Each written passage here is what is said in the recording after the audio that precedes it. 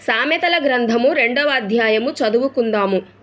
నా కుమారుడా, నీవు నా మాటలను అంగీకరించి నా ఆజ్ఞలను నీ యొద్ద దాచుకొనిన ఎడల, జ్ఞానమునకు నీ చెవియొగ్గి హృదయపూర్వకంగా వివేచన అభ్యసించిన ఎడల, తెలివికై మొర్రపెట్టిన ఎడల, వివేచనకై మనవి చేసిన ఎడల, వెండిని వెదకినట్లు దాని వెదకిన ఎడల, దాచబడిన ధనమును వెదకినట్లు దాని వెదకిన ఎడల, యెహోవా యందు భయభక్తులు కలిగియుండుట ఎట్టిదో నీవు గ్రహించెదవు.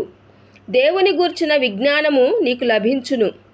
యెహోవాయే జ్ఞానమిచ్చువాడు, తెలివియు వివేచనయు ఆయన నోట నుండి వచ్చును. ఆయన యథార్థవంతులను వర్ధిల్లచేయును. యుక్త మార్గము తప్పక నడుచుకొని వారికి ఆయన కేడెముగా ఉన్నాడు. న్యాయము తప్పిపోకుండా ఆయన కనిపెట్టును. తన భక్తుల ప్రవర్తనను ఆయన కాచును. అప్పుడు నీతి న్యాయములను, యథార్థతను, ప్రతి సన్మార్గమును నీవు తెలుసుకొందువు. జ్ఞానము నీ హృదయమున జొచ్చును. తెలివి నీకు మనోహరముగా ఉండును. బుద్ధి నిన్ను కాపాడును. వివేచన నీకు కావలి కాయును. అది దుష్టుల మార్గము నుండి, మూర్ఖముగా మాట్లాడు వారి చేతిలో నుండి నిన్ను రక్షించును. అట్టివారు చీకటి త్రోవలలో నడవవలెనని యథార్థ మార్గములను విడిచిపెట్టెదరు.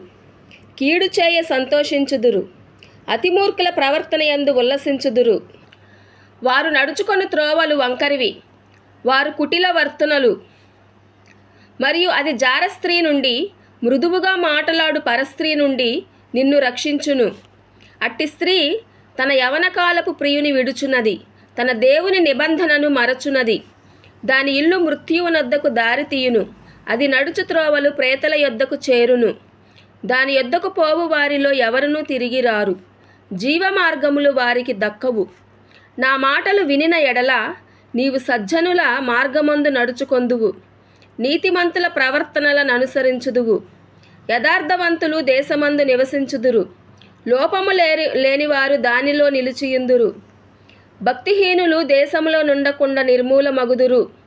విశ్వాసఘాతకులు దానిలో నుండి పెరికివేయబడుదురు. దేవుడు ఈ వాక్యము మన హృదయములలో ఫలింపచేయునుగాక. ఆమెన్. ప్రియమైన పాఠకులందరూ కూడాను ఈ వాక్యము మీకు నచ్చినట్లయితే ఈ ఛానల్ను సబ్స్క్రైబ్ చేసుకొని లైక్ చేయమని కోరుచున్నాను.